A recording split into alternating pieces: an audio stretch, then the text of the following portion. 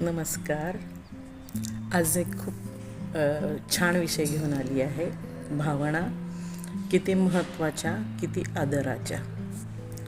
भावना या माणसाच्या मनात जन्माला येणाऱ्या नाजूक पण सामर्थ्यवान लहरी आहेत.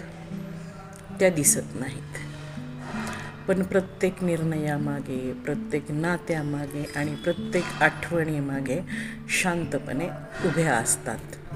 माणूस कितीही शहाणा, कर्तबगार किंवा यशस्वी झाला तरीसुद्धा भावनांशिवाय तो कोरडाच ठरतो.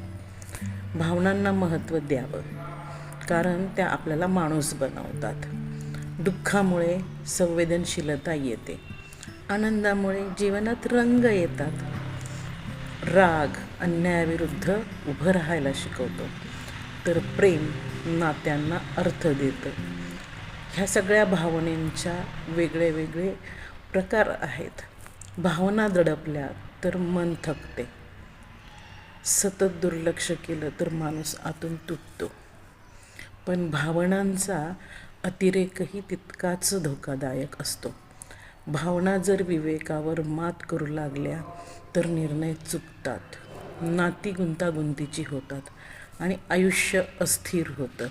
म्हणून भावनांचा आदर करावा, पण त्यांना अंधपणे शरण जाऊ नये.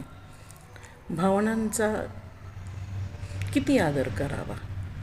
इतकाच की मनाला बोलण्याची मोकळीक मिळेल, आणि इतका संयम ठेवावा की बुद्धीचा आवाज ऐकू येईल.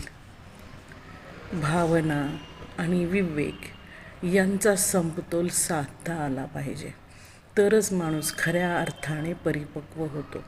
कारण भावना आपल्याला जिवंत ठेवतात, पण विवेक आपल्याला योग्य दिशेने चालायला शिकवतो.